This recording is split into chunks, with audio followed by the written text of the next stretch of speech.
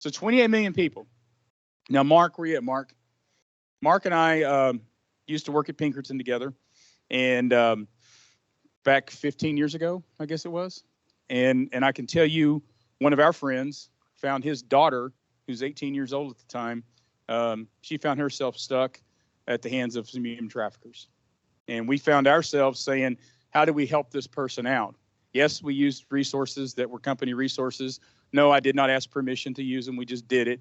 And it took us multiple months, and we were able to track the people that had her, and we were able to actually physically remove her from that bad situation. Okay.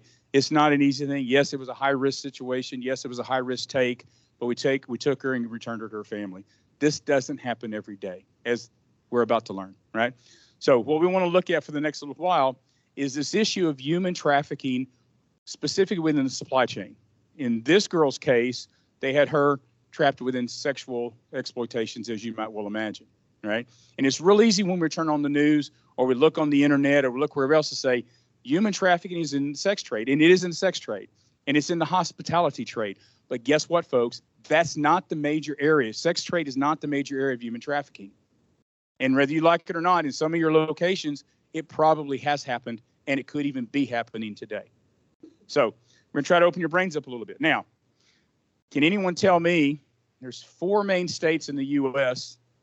where this happens. Who can tell me number 4 on the list, not number 1? Who can tell me number 4? No, it's not Rhode Island. I know somebody wants to say that. It's not. Number 4 is New York. All right? Who's number 3? California is not number 3. Philly is not. Philly's, by the way, a city, not a state. Just so y'all are just seeing if I'm paying attention. Okay? Okay. I am paying attention. Okay? Florida. Florida's number 3. Who's number 2?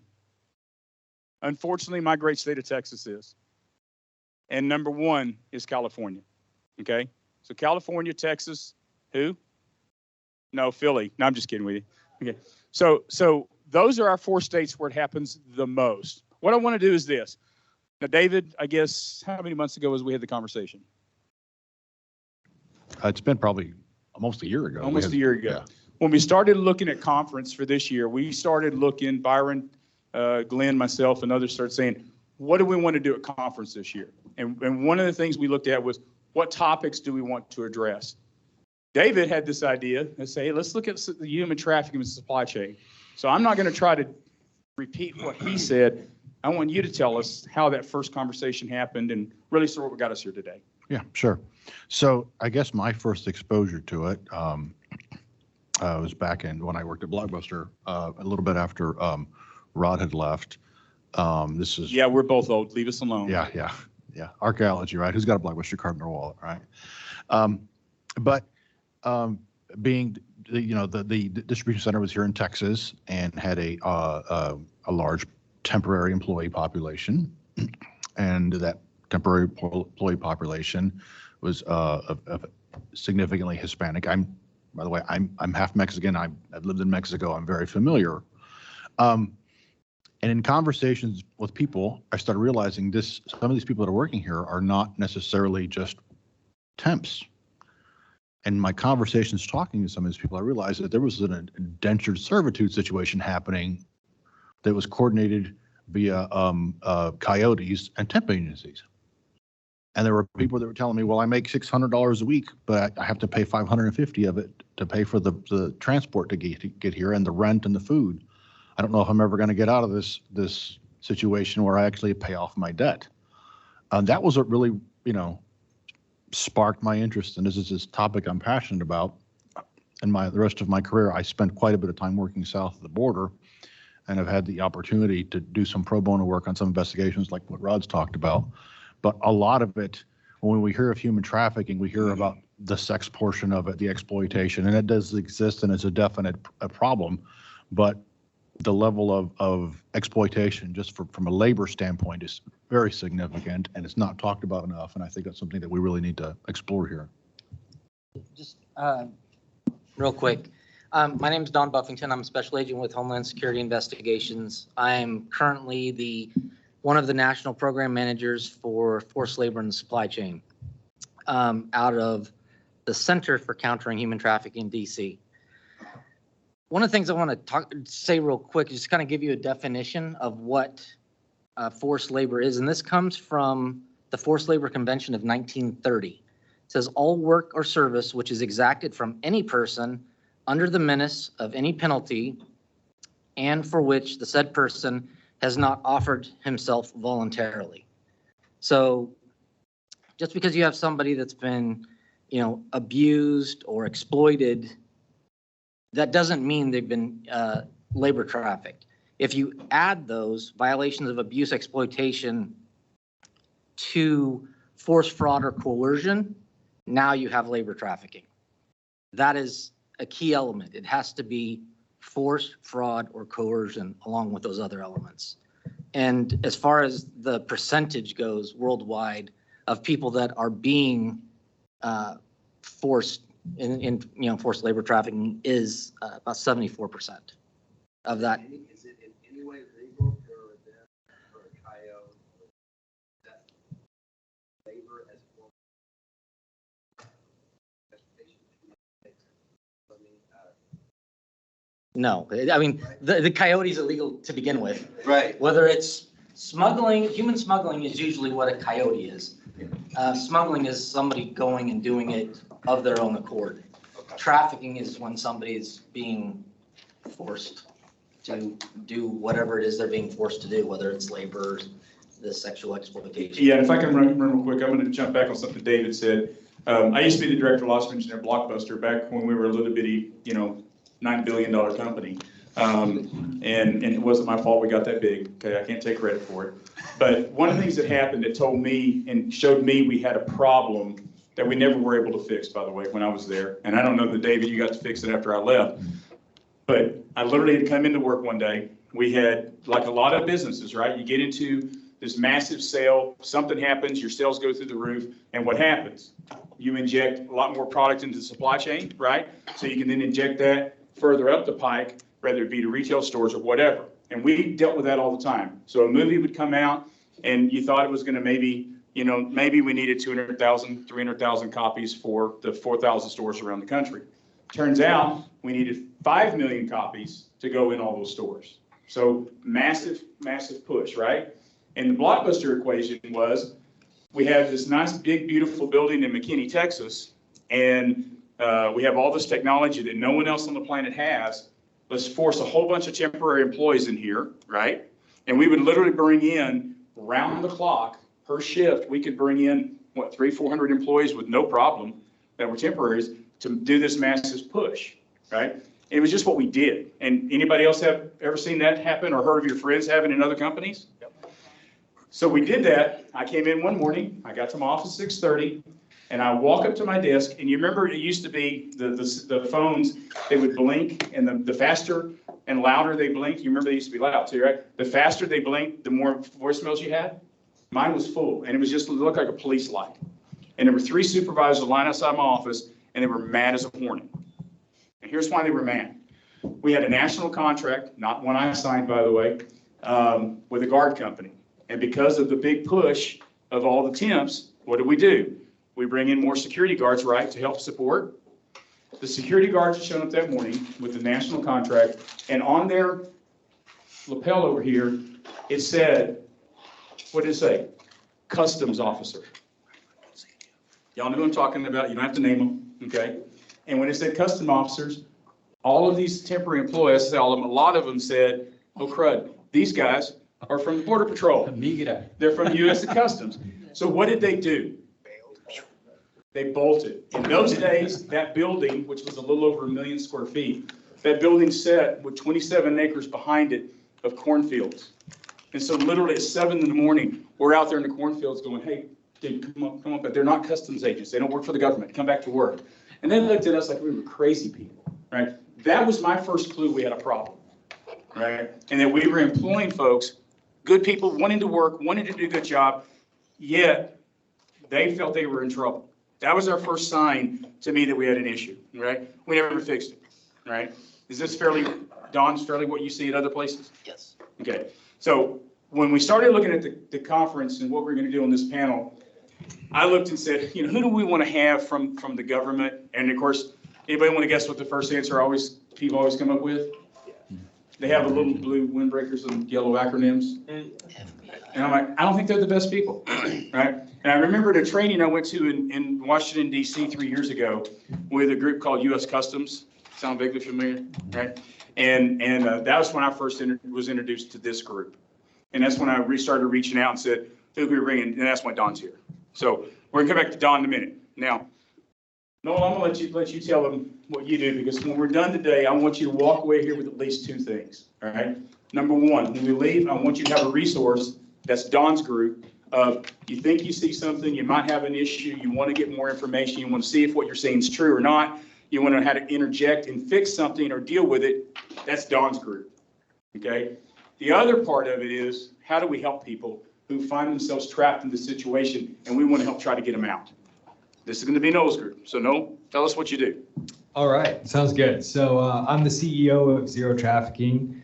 I started out in a rock and roll band and somehow ended up here. I received a flyer many years ago about human trafficking and learning that there was 27 million people enslaved around the world. And so I saw it firsthand in India, in New Delhi, at the brothels where this 14-year-old girl was being trafficked. Law enforcement was helping facilitate the sale.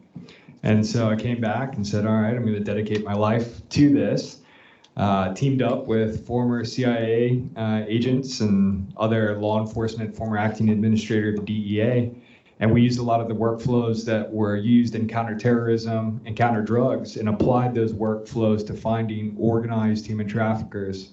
And so that's brought us to some really interesting places, training retail, big box retail stores on theft muling and the crossover to labor trafficking, protecting themselves against recent regulation and compliance, and having a strategy and policy of how to respond to human trafficking that may occur within big box stores or through the supply chains. And so we help our partners, both corporate and government, find the bad guys and protect the brand. Perfect. And then Mike was our keynote this morning, so you guys have heard from him. Mike and I actually worked together, gosh, I don't know, 25, 26 years ago on some stuff done in Mexico related to things we can't talk about. So we'll leave it at that. But Mike's got some experience here. If you'll touch real quick a little bit on your experience with this and share that with everybody. It pales compared to the others. I appreciate being here. The human trafficking, I see it happening more and more here in the United States. That is from Latin America, from worldwide, coming through Mexico into the United States. Who is doing that? It's the cartel that's trafficking them through Mexico into the United States. They have complete control of them once they get their information of where they lived, who their parents are, family is. They become indentured to the cartels, bad guys. These are just criminals. They are the worst of the world, just blood-hungry people. The only thing that satisfies them is money. And they're going to squeeze every bit of life that they have, that somebody has, to get that money. They'll do it by making them an indentured servant for the rest of their life. Why does that happen? Because they have the rest of the family under the gun. If you don't do it, we'll go back and get your mother. We'll go back and get your sister. So now you have millions of people coming up through Mexico and being escorted into the United States. That's a whole army of people that are going to be coming against your companies, your families, in forms of crime. Exactly. I don't know how to stop that, except for stopping the flow of human trafficking. Yeah, and Don, if you don't mind, you and I talked about some things on the phone several times over the last few weeks. If you'll share some of that information we talked about, if you don't mind. I want you guys to have a better picture of what we're really up against. I want you to have a better picture of some of the things that are really happening. You may already suspect them, correct, you may have actually seen them and didn't even know what you were looking at. So Don, if you'll share a little bit of that with us, please. Sure. I just want to let everyone know, the Center for Counting and Human Trafficking, CCHT, we take a victim-centered approach to dealing with the victims of human trafficking. Our goal is to try and make them whole and hold their captors or, abusers pay, whether it be financially or in jail. What I do specifically in the forced labor and the supply chain is I'm dealing with, like the Uyghur Forced Labor Protection Act. Anything coming out of Xinjiang, China is presumptively restricted because things are coming out of those forced labor camps in that area.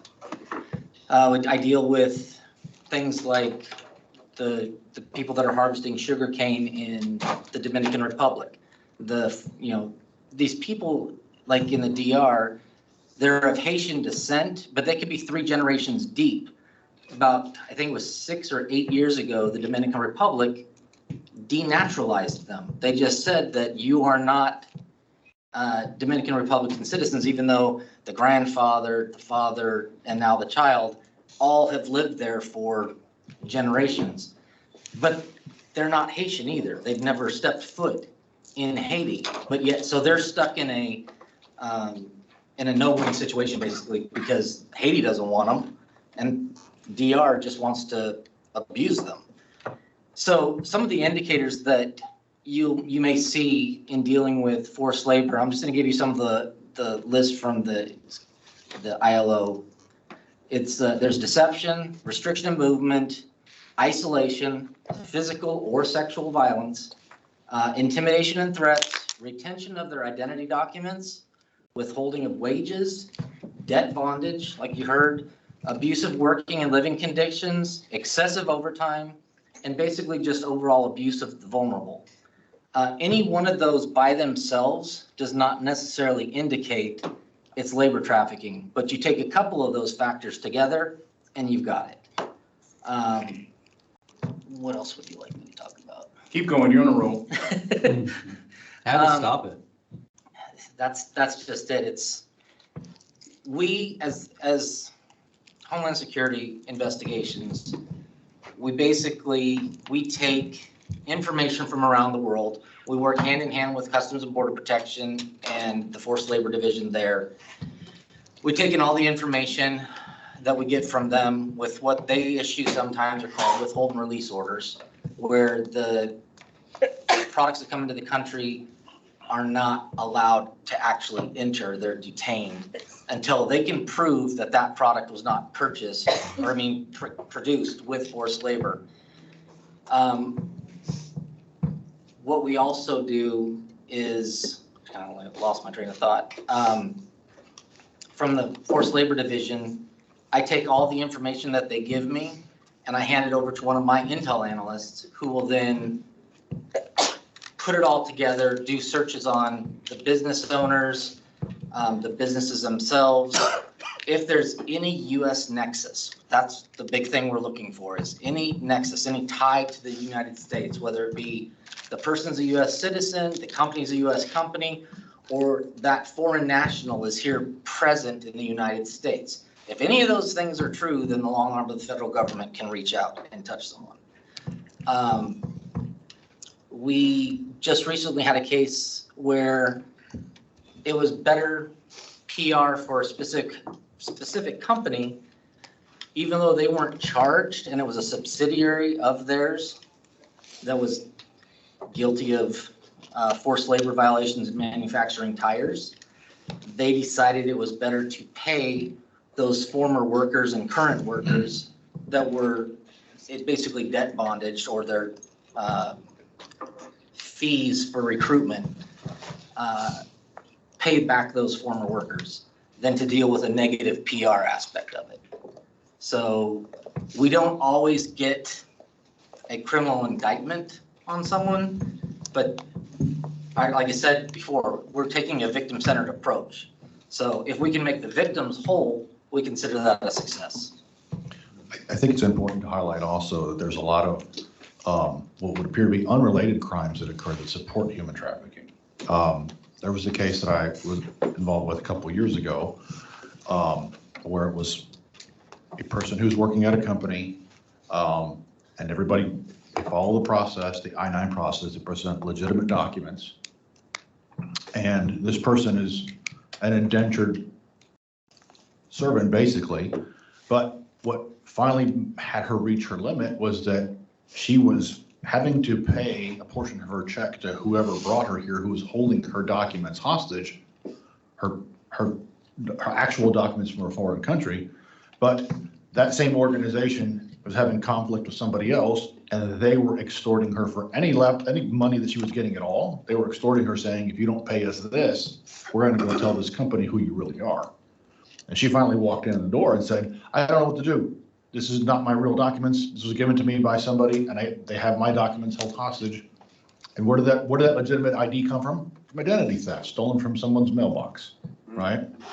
So there's a lot of other crimes, things that occur that you think, okay, well, this is an inconvenience for me. Now I got to get LifeLock or whatever. But it's actually used to further exploit some other human, right, who is just trying to survive, and came up here for an opportunity and just, in a smuggling situation, and ended up getting exploited into an indentured servitude situation. Yeah, and if I can jump on that one real quick, we worked a case probably 9 months ago, and it's a company we do work for, and their vice president of HR called me. She said, I got a situation. And they had a location over in Arizona, and basically what had happened was they had an employee that had been a temporary employee that they wanted to bring on the payroll as one of their full-time employees. Any of us ever see that? Every day, right? Because we're always looking for better people and more people, so we want to do that when we can. And they said, we really like her, we want her. And they kept going to her, and the information on the ID was what caught this.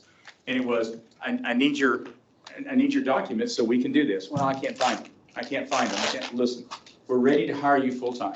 We're ready to give you full benefits. And this company's got some really great benefits, by the way. And we're ready to do this, and this. I need those. And that's what the HR manager kept telling this lady. One thing led to another. She never did bring him in. She never did. Asked her every day. And finally, the assistant HR manager went and said, what's really going on? Can you just talk to me? She broke down in tears. She started crying. And she shared, well, I don't have my real documents because, almost the same thing. I don't have them because my handler, is what she used the term, basically, the people who brought her here, they have the documents and they won't give them to me. What? Yep, they won't give them to me. What do? They called me. Anybody want to guess why they called me? They wanted us to protect her and remove her to a different location in the U.S. physically so she was safe, get her in touch with someone like Noel to help her reestablish a whole bunch of things. And do you want to guess what she said? She said no. Any stabs as to why? Her family. Her family, right? They had shown a picture of her family standing in her family's front porch. And I believe it was in Portugal, is where her family was from. And she's like, I'm going to keep playing the game. Now, as an employer, what would you do in that situation? You know that she's human trafficking. You know that that's the scenario she's in. What are you going to do with her? Don't answer. Don, if I'm the employer and I keep her working, have I broken the law? Yes. Yes. Why? What's the law? She's here illegally. She is here illegally, aside from And that. she's, I don't remember the specific, immigration law is not my strong suit. I know. And my point here is I'll just put that out there right there. there are multiple laws that are being broken at that point. Once you know or believe you know, you're now in a situation where you have broken the law, okay? Are we able to help her if you're breaking the law? No. Is it going to tear you in part to tell her, I'm sorry, I have to let you go? Because what do you think is going to happen to her? They're going to continue to abuse her. They're going to continue to put her in some places else to work, and they're going to continue to take her money, right? And they're going to do this over and over and over again. So you're right. What do we do? Okay. I got all kinds of theories on what we can't do because they won't let me. But I think some of it is we have to identify these individual cases and collective cases every chance we get. I'm going to tell you, having been in the workplace for a long time and working for a lot of different companies, one of the challenges is being able to identify it. And that's why I want to go back to your list. I want you to go back to your list in a second, and we're going to go through that again. I want to be able to identify it, because if I'm getting me a temporary source, a temporary employer, temp agency, a personnel team, or whatever, that's brought me that person, is there a chance they're bringing me more? And they may or may not know it. Would you agree?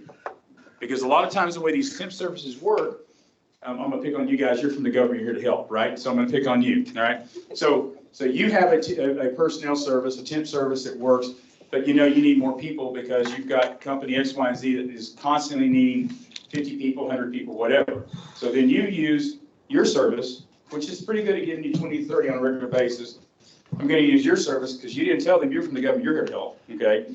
And I'm going to get another 15 or 20 from you because I already got them on 50. Now I've got about 100. I can take care of the need. Y'all follow all that? But it's all going to be under your contract, right?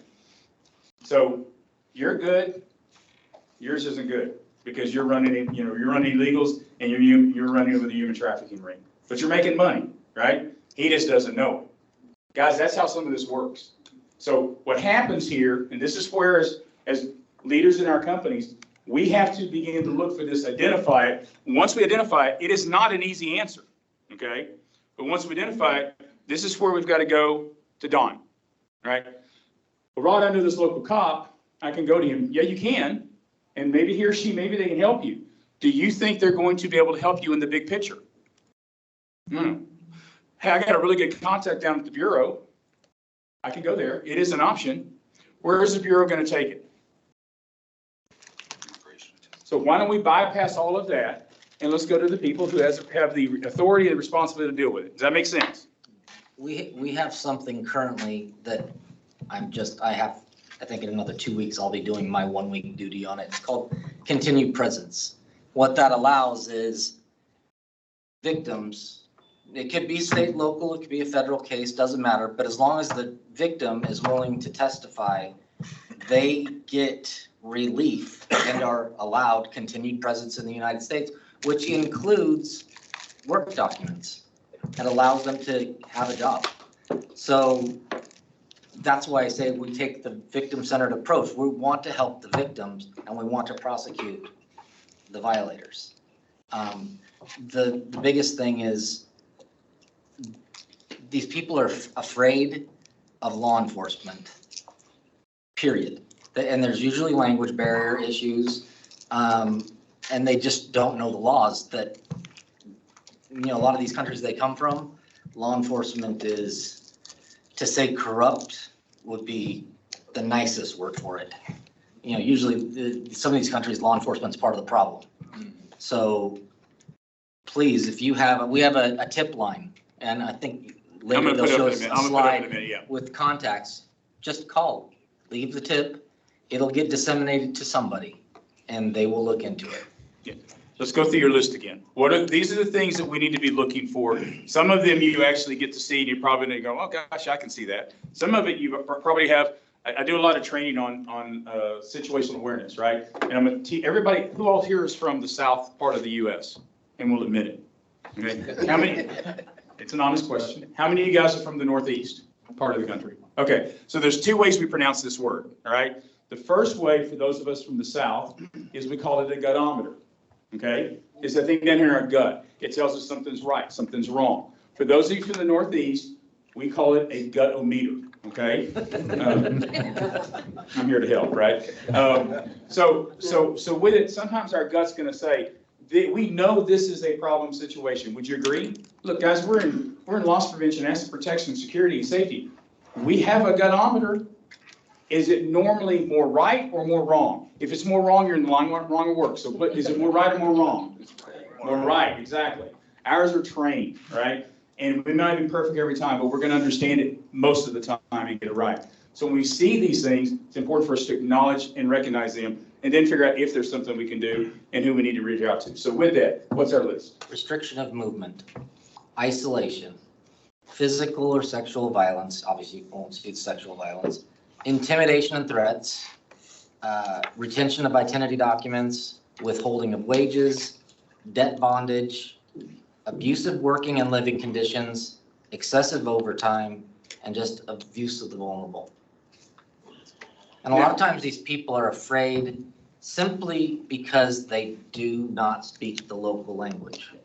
Even if it's, for us, like I said, I deal with stuff that's happening in other countries. And even in those countries, that's usually the foreign workers that are being abused. So they don't know the local laws of, country X, and they don't speak the language, which makes them vulnerable to abuse. Yeah, and I just say when I used to be with XL Logistic, and I had everything from Canada down to the south part of South America.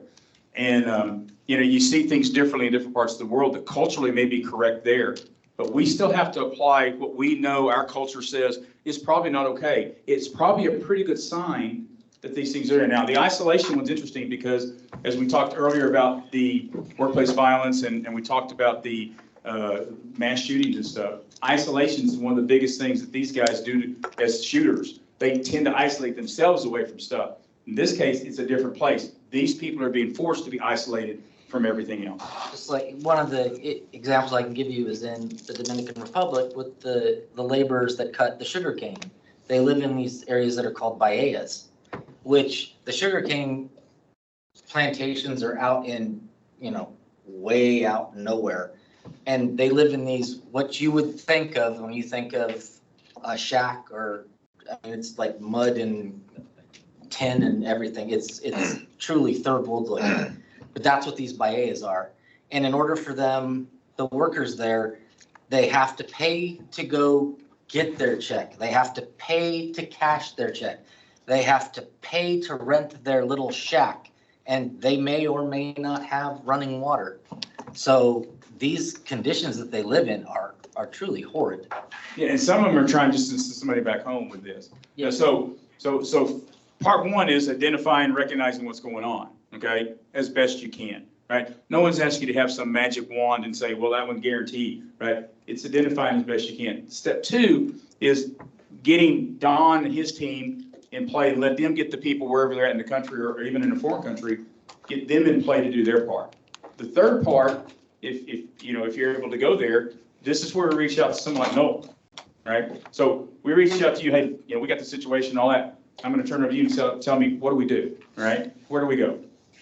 What's the process? First, you want to get ahead of it and prevent that situation from happening. Agreed. So, starting with training and understanding what the internal policy of the company is. And so we've worked with a lot of big box retailers that don't have a human trafficking policy or haven't gone through training, identifying the signs, knowing how to spot it, and also from a PR perspective, if there is a situation, how to respond to that. So you want to get ahead of the problem before it becomes a problem.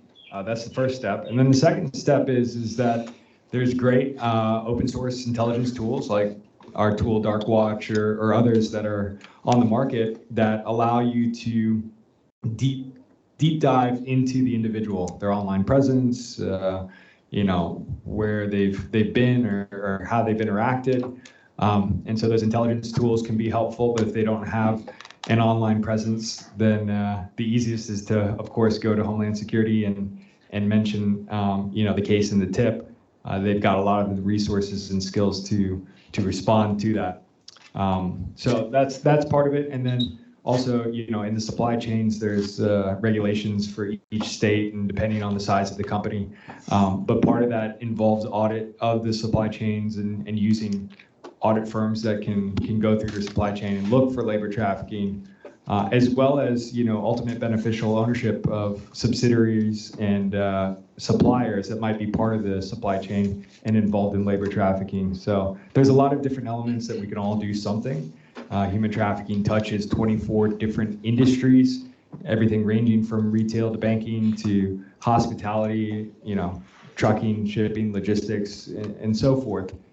And the gutter meter was a good point because a lot of companies have rolled out training and their frontline workers or loss prevention teams or ORC teams will see something. And now after the training, they may actually save a life. So in addition to the compliance angle and PR, you have a lot of power to actually do something and save a human life in the process. If I can, real quick, Don. One thing, another thing you can look at that might help you, because a couple of companies I know have done this, is they went in and they ran an address list of all of their employees and the temp employees they had. And when they ran the address list of the temp employees, what they found was we had 20 people live in this exact same address, right? And it's a 600 square foot room, right? By the way, no, that's no explanation. It's just that's really the reality of what was going on. And they looked at it and said, let's go take a physical look. They sent their director of security to go by. He went by, drove by the address, took pictures of it, and said, there's no way 20 people are living here, right? At least not according to the conditions that we expect, right? And that was the first thing that fired them up as what was going on. So that's a simple thing you can do. I say simple. We all know it's not always that simple because of protocols in our companies, right? But in theory, that is one you can check and say, do I have of my temp workforce an unreasonable number of people at one exact address or at 2 or 3 addresses right next to each other? It's probably a flag that there's a problem. Yes, sir. So we have over 30 special agents, they're called SAC offices, special agent in charge offices throughout the country. And every SAC office has the victim assistance coordinator. And those people, that's their job to literally help the victims. And they're tied into not only dealing with the victims, but other NGOs, non-government organizations that provide services to victims. That's why it's imperative that, you know, if you see something and you say something to us and we investigate, we can help these people. I think last year alone, I think the latest stats that just came out is we rescued close to 800 people that were victims of human trafficking. So it's not nothing to sneeze at. Just something to add on your situation about the addresses. The situation I mentioned earlier with the young lady who was who came forward with her situation. We actually did a direct deposit search. It said how many people are getting their checks direct deposited into the same account. Come to find out, there was 30 other people in the building who all their checks were going to the exact same bank account, some small podunk bank that no one ever heard of, that was tied to a check cashing place and a whole nother state. That's an indicator, right? That's a good one. I hadn't heard that one before. Yeah. That's good. All right, a couple things here real quick, folks. So I said I was going to give you a list. That's all of us, by the way, so welcome to who we are. But there's just some context from Don's office, so you can have some of that as well. I know Noel's got some things he's going to hand out as well. What questions do you guys have that we can attempt to try to maybe possibly answer for you? Yes, sir. How much worse is the problem today with the current state of our border? No worse than it was before. Okay. Everybody catch that? Yep. How bad is the problem compared to what it was? It's bad. Yes, sir. So my original thought when you guys started was if we take a situation like with GDPR and you look at the penalties are so severe for the corporations that breach that. But I think as you go on, it doesn't really solve the problem, does it? Because it's more the unknown, right? But wouldn't it, if the penalties were so severe, would that force maybe more education? Well, if I can comment, like every situation I've been through, like your request for presenting documents for I-9, 100% compliance, Yeah. right? It all looks very legitimate on the surface. The difficulty is, like, does the person in front of you match? And you don't want to profile, right? And you don't want to violate anybody's privacy. You don't want to make any assumptions. So you follow the I-9 requirements of the letter. And unfortunately, the criminal organizations know that we're going to, as good companies, do that to not also expose ourselves to unnecessary liability, right? I think that's the difficult. That's where the rub is. The other part of that, I think you're absolutely right. In an ideal world, that would be awesome, right? The other side of it, and all of us have been here, and the bigger our company and the more recognizable our company, the less we want to be in the press on that, right? And so we have a competing negative against us here that says, well, if I do this or do that, I mean, I'm done in the press, and sales are going to go down, stocks are going to go down, this is going to go down, we're going to lose employees, and the list goes on and on. All things that we anticipate, which probably will happen in some regard, and therefore what do? Shove it under the goal, make it, push it away, kick that can down the street to some other company, and go, whew, thank God it didn't, we got rid of it, right? And unfortunately, that's the reality of what a lot of us live with. You were going to say something? Yeah, so also, just so you're aware, we have 80 offices currently in 53 countries for our HSI attaché offices. And they also, their whole job is to coordinate with the host country on different law enforcement efforts. Some of them it works fairly well, some of it not so well. But we do have presence, so sometimes we can get buy-in from the local law enforcement to help rescue these people. In other places like in China, it's a little more difficult. Yeah. I saw another hand up a second ago, and we started talking and you lowered it. Who was it? Don't worry, if you don't raise it, I'm just going to make it up for somebody to ask a question. I'll add a comment to the border question over there. Our agency has actually looked into human trafficking for unaccompanied children at the U.S. border. And we made recommendations that CBP, so they do the border, ISIS more interior and overseas, update their forms, because that was something we found that the agents at the border were not well equipped with that list of here's the trafficking indicators. They have to interview all the unaccompanied children that they apprehend at the border, but they weren't well equipped to determine if they were being trafficked. That's probably personally the recommendation that I've made that's been implemented the most rewarding for me. So the federal government is better equipped at the southern border in particular to at least identify more often instances of human trafficking. Any other questions? There's a test in a minute if you just know. So any other questions? All right, last thing. Anybody else have any last things? Okay, these guys are here for a few minutes. Feel free to ask them questions. They're only charging $5 per question. I'm just kidding. All right, everyone here's used a movie reference so far. I don't have one for this that's any good, so I'm not going to. So I'm going to share with you what I shared with these guys a minute ago, because it deals with domestic threats. A few weeks ago, we got word from one of our oil and gas clients, and it had to do with the following. There's a movie that just hit the streets in a limited capacity. The movie is entitled "How to Blow Up a Pipeline."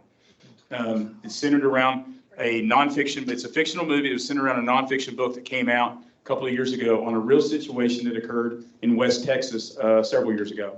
And it was a group of people who decided they wanted to blow up an oil pipeline in West Texas.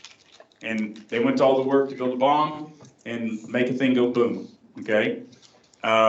This movie just came out. It's a real movie. The guy they hired as the technical expert on the bomb was hired for two reasons. Number one, he was hired because in the making of the bomb in the movie, they wanted it to look real.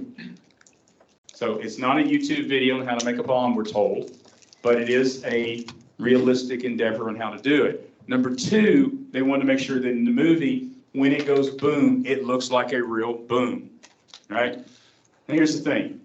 We don't need 2 million people to watch this on the big screen at your, Cinemarks of the world. It only takes one knucklehead to watch this thing and say, I can go to YouTube, and I literally can look at YouTube, and there are all the directions to make multiple type bombs, okay? So, I just tell you, as a reference to a movie, since everybody else has done it today, this is a real thing. It's out here right now. It does pose a threat to domestic terrorism. It's something that the JTTF and others, a bunch of us are working on, trying to bring some resolution to this thing, because our concern is that 1 or 2 or 3 people that work together to try to recreate an Oklahoma City somewhere in the oil and gas industry, and most likely here in Texas. So if you hear anybody out there talking about some crazy stuff related to this, your gunometer says what? Call us. Call me. Okay, I know who to call directly. Call me, call FBI, call whoever, because this is a very real thing we're looking for right here, right now. And it is active amongst us as we sit in here right now. So I just want you all to know about it. Sleep well on that. Glenn, where's Glenn? Come here, buddy, you're up. I'll leave you with that, my friend. Big round of applause for our panelists. Thank you.